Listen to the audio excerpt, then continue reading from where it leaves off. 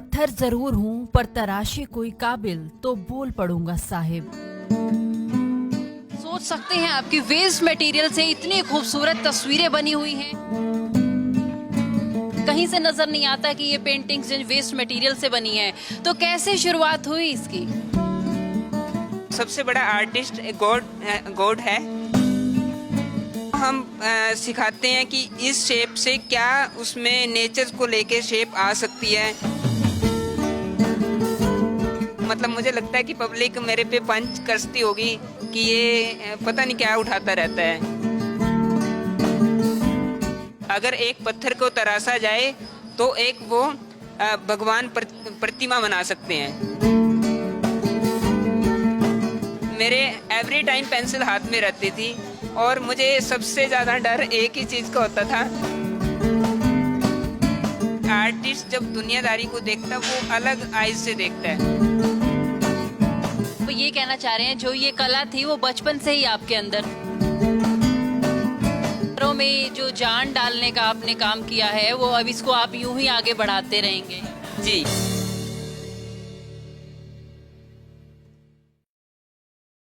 मेरे पीछे जो आप ये खूबसूरत पेंटिंग्स देख रहे होंगे, शायद ही इनकी जो खूबसूरती है आप इसके पीछे की खास बात नहीं देख पा रहे होंगे।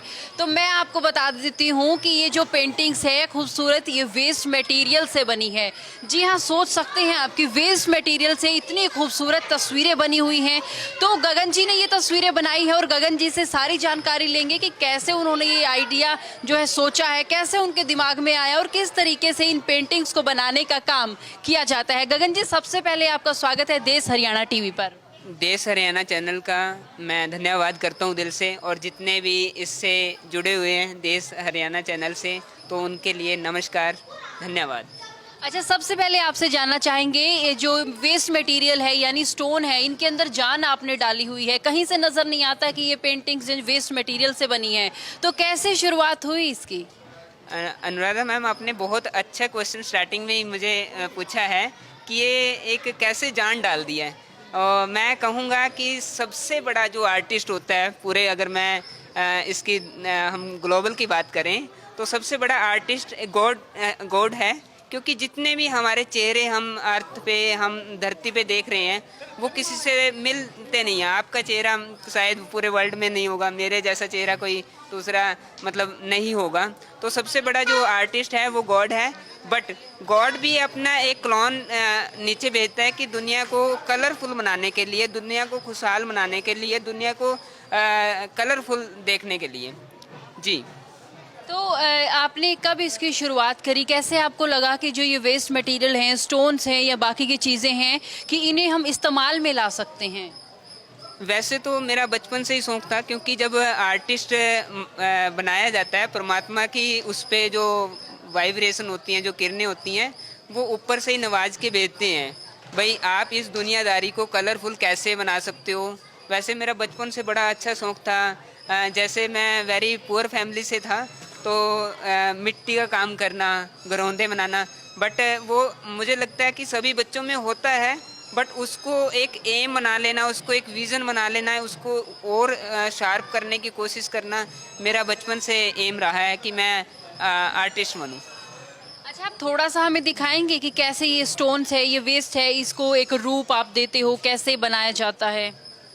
देखिए, जिस टाइप से बच्चे काम कर रहे हैं छोटे छोटे, तो हम सबसे पहले क्या करते हैं, जो स्टोन्स होते हैं उसके अंदर हम जैसे ये बच्चा वाइट कलर से स्टोन पे काम कर रहा है, इनको हम सिखाते हैं कि इस शेप से क्या उसमें नेचर को लेके शेप आ सकती है, क्या उसमें दिखा सकते हैं हम। जैसे नेक्स्ट अगर बच्चे की बात करें, पिंक कलर से वो फ्लावर बना रहे हैं, तो ये वो उनके अंदर ये क्रिएटिविटी लेके आते हैं कि स्टोन से क्या दुनियादारी इसमें बसी हुई है। जी। अच्छा, जब आपने इसकी शुरुआत की तो कभी सोचा कि वेस्ट मटेरियल की क्या वैल्यू होती है, ये तो वेस्ट होता है, या किसी ने आपको बोला भी होगा कि ये क्या काम कर रहे हो, क्या कर रहे हो? मतलब क्या आपकी कहानी क्या है, कैसे शुरू किया आपने ये सब? मैम देखिए, जब मैं अभी भी स्टोन इकट्ठा करता हूँ, गाड़ी में से निकलता हूँ और मैं सड़क पे रुक जाता हूँ और टाई लगी होती है मेरे, तो मतलब मुझे लगता है कि पब्लिक मेरे पे पंच कसती होगी कि ये पता नहीं क्या उठाता रहता है। बट मुझे मतलब ऐसा लगाव है बेस्ट आउट ऑफ वेस्ट से कि एक पत्थर को अगर तराशा जाए, अगर एक पत्थर को तराशा जाए तो एक वो भगवान प्रतिमा बना सकते हैं। बट एक ऐसा पत्थर भी होता है जो ठोकर खाता है और जो हम ट्रैक पे देखते हैं उस पे पत्थर होते हैं। तो बात वैल्यू किस चीज़ की है? टैलेंट की, कि उसको तराश के कुछ भी चीज़ बना सकते हैं। ऐसा इंसान भी, एक आर्टिस्ट भी कोशिश करता है अपने आप को तराशने के लिए कि और बच्चों को भी तराशा जाए। जिसको जहाँ भी आपको स्टोन पत्थर कुछ भी नजर आता उठा लेते हो? उठा लेता हूँ मुझे शर्म नहीं आती कि मुझे ये लगता है कि हम कुछ अच्छा करें। और जैसे आप अभी देश हरियाणा चैनल से हमारा एक शूट कर रहे हैं, तो उसमें आप ये देखिए कि कितना हम इसमें ये जैसे आउल की शेप है, मतलब हम ये इमेजिन करते हैं। कई बार मैं अपने मम्मी जी को बोल देता हूँ कि मम्मी मेरे लिए स्टोन कलेक्ट करके रखना, फिर वो मेरे लिए कलेक्ट कर लेते हैं। मैं उसको रात को देखता हूँ कि इसमें क्या शेप आ रही है, क्या इसमें क्रिएट कर सकते हैं। इस टाइप से हम काम अच्छा, घर परिवार भी बोलता होगा कि क्या काम करते हैं ये, स्टोन उठाते हैं और सबको बोलते हैं कि स्टोन लेकर आओ। कैसा लगता है फिर आपको, क्या समझाते हो उनको? तो घर से मैं अगर मैं बात करूं, मैडम मेरी छोटी सी फैमिली है, मैं और मेरा ब्रदर और मम्मी पापा हैं। अभी तो थोड़ी फैमिली बड़ी हो गई है हमारी। बट अगर मैं बचपन की बात करूं तो जिस टाइम मैं इस फील्ड में आया तो मैं ड्राइंग करने में बड़ा इंटरेस्ट रखता था।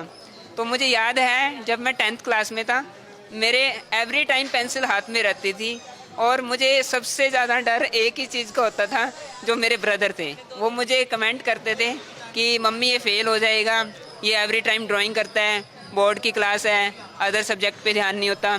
तो जब मेरे ब्रदर आते थे तो मैं वो सीट को छुपा देता था, भाई वो आ गए हैं सीट को, अदरवाइज वो टीयर कर देंगे।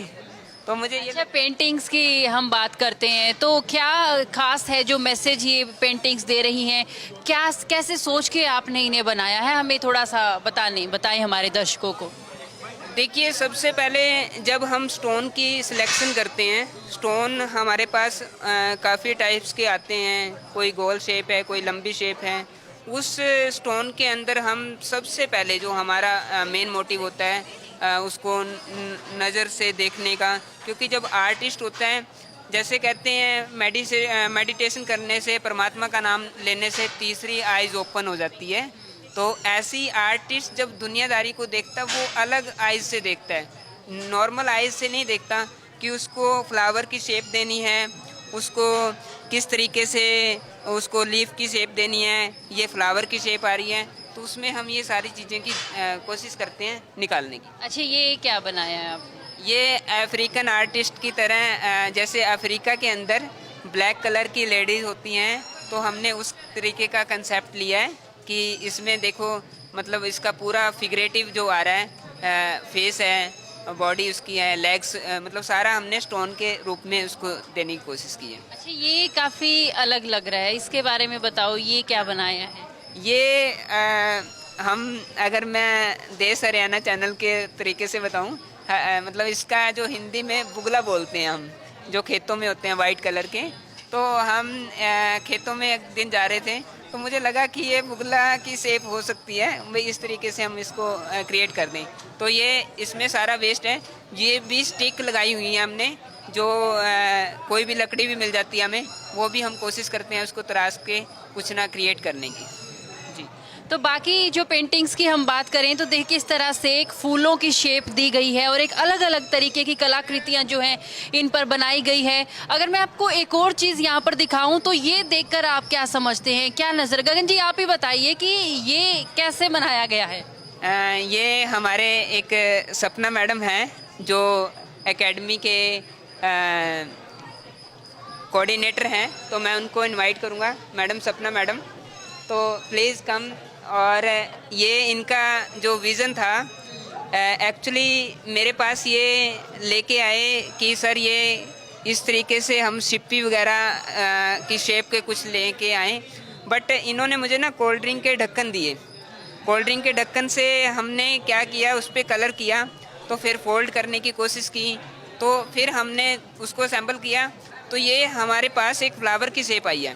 जो कोल्ड ड्रिंक की कैप्स होती हैं, वो हमने इसको रीयूज़ किया है और इसमें फिर जब हम बात कर रहे थे मैडम से कि मैडम ये लोहे की होती हैं, तो कह रहे सर ये स्टिक भी आपने फिर लोहे की यूज़ करनी है, इसमें वुड का नहीं यूज़ करेंगे। अच्छा, कैसा लगता है आपको जब आप बच्चों को ये सिखाते हो, ये कला सिखाते हो, बच्चों से कैसा रिस्पॉन्स मिलता है? अच्छा मिलता है, क्योंकि कई बच्चे घर पे नहीं सीख पाते हैं ना, फिर यहाँ नहीं उनको शायद मैं बचपन में मैडम के साथ से था और मैं घर पे मैडम के सीखा करता था। मतलब मेरा ये लगा लो, अगर मैं बात करूं, मैं वैसे बेसिकली मैं बारुआ से हूं, और अगर मैं थोड़ा सा पीछे बैक जाऊं तो मेरा जो उम्री जहां से मैंने ये शुरुआत की, जहां से मैंने ये पाँव रखा आर्ट फील्ड में, तो मैंने उम्री से विजुअल आर्ट की। फर्स्ट ऑफ ऑल इस आर्ट फील्ड में सबसे पहले मेरा जो पड़ाव था या पाँव रखा मैंने, तो मैंने विजुअल आर्ट करने के बाद मेरा जो डिस्टेंस था, घर से मेरा डिस्टेंस 20 किलोमीटर था। तो जब मैंने विजुअल आर्ट करना स्टार्ट किया तो डिस्टेंस की वजह से पापा ने बोला कि आप बाय बस जाना।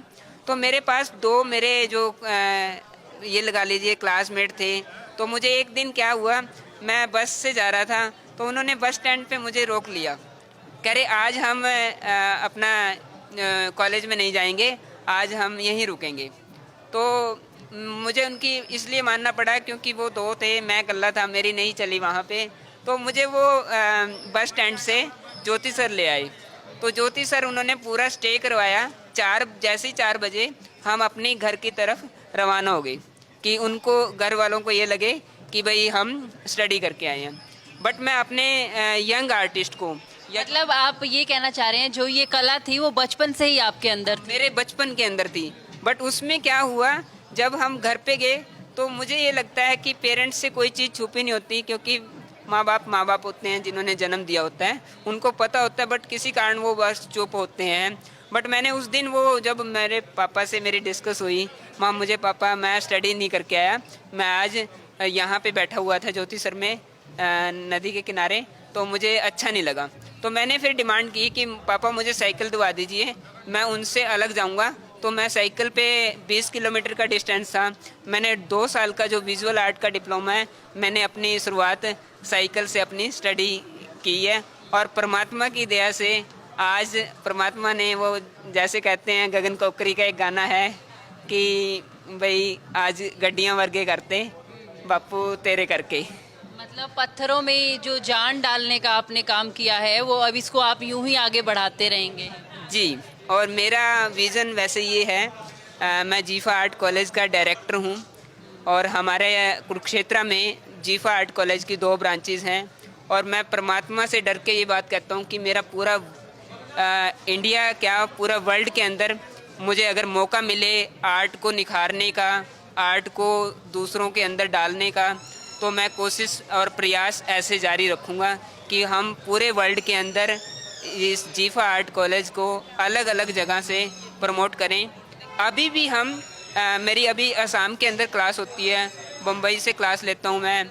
और अभी मुझे कल ऑफ़र आई कि एक कनाडा से एक उसको पसंद आई, वो कनाडा पेंटिंग लेके गए हैं। वो कह रहे हैं कि आप कनाडा के अंदर भी आप एक ऐसा सेटअप करिए कि आप चाहे ऑनलाइन ट्रेनिंग दीजिए, हम ऑनलाइन ट्रेनिंग के लिए भी बिल्कुल प्रिपेयर हैं। मतलब इन पेंटिंग्स की अब डिमांड है वो विदेशों तक होने लगी है? हाँ, विदेशों, अभी रिसेंटली कल एक हमारे पास पर्सन आए, वो कह रहे हैं मुझे पसंद आई है, काफ़ी वेट होता है स्टोन के अंदर, तो वो मुझे कह रहा है कि मुझे कोई जितने की आपकी पेंटिंग है इससे ट्रिपल शायद मुझे वो लेके जाने में लग जाए, क्योंकि वो वेट के अकॉर्डिंग जाता है फॉरेन के अंदर।